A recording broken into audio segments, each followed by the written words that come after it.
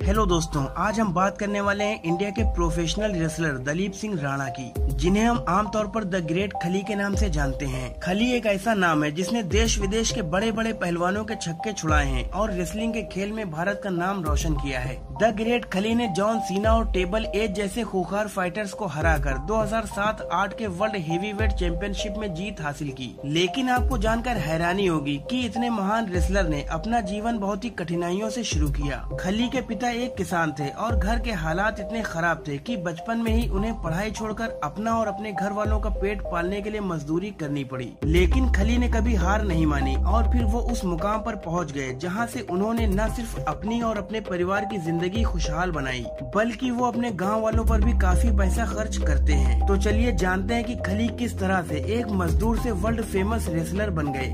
दलीप सिंह राणा का जन्म 27 अगस्त 1972 को हिमाचल प्रदेश के धिरैना नाम की जगह पर हुआ था। उनके पिता का नाम ज्वाला राम था, जो एक किसान थे और जैसे तैसे करके वो अपने परिवार का पेट पालते थे। खली कुल 7 भाई बहन थे और परिवार बड़ा होने की वजह से सिर्फ एक इंसान को घर चलाने में बहुत मुश्किलों का सामना करना पड़ता था। इसीलिए खली की माँ तंदी देवी भी मजदूरी करती थी। खली भी अपने परिवार की आर्थिक स्थिति को देखते हुए ज्यादा दिनों तक पढ़ाई नहीं कर सके और फिर गाँव में ही मजदूरी करने लगे। गांव के लोग भी उनकी हाइट और बॉडी का फायदा उठाते थे और सभी भारी भरकम काम उन्हीं से करवाते थे। लेकिन ये बात बहुत ही कम लोगों को पता है कि खली की ऐसी बॉडी एक्रोमेगाली नाम की बीमारी से ग्रस्त होने की वजह से है और इस बीमारी के कारण ही उनका चेहरा भी थोड़ा अजीब सा दिखता है। गाँव में सभी लोग खली की बॉडी और उनके चेहरे से वाकिफ थे, लेकिन जब कभी वो गाँव से बाहर जाते थे तब लोग उन्हें देखकर इकट्ठे हो जाते और फिर उनका मजाक उड़ाते थे। इन बातों का खली को बहुत दुख होता था। कुछ दिनों तक गांव में मजदूरी करने के बाद जब उन्हें ज्यादा पैसों की जरूरत पड़ने लगी तब वो अपने गांव से शिमला चले गए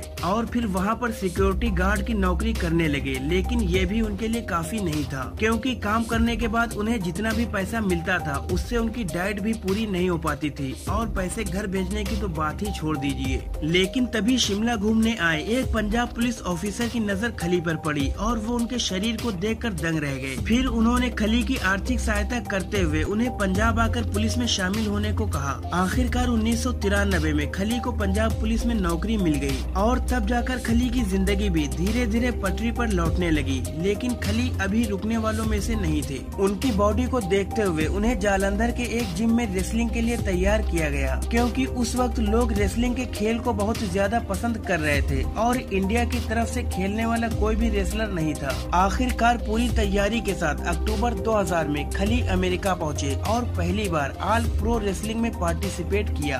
जैसे ही खली ने पहले दिन रिंग में कदम रखा तो उन्हें देखकर बड़े बड़े रेसलर भी कांप उठे। यहाँ तक कि 28 मई 2001 को खली की मार की वजह से ब्रायन ओंग नाम के एक रेसलर की मौत तक हो गई।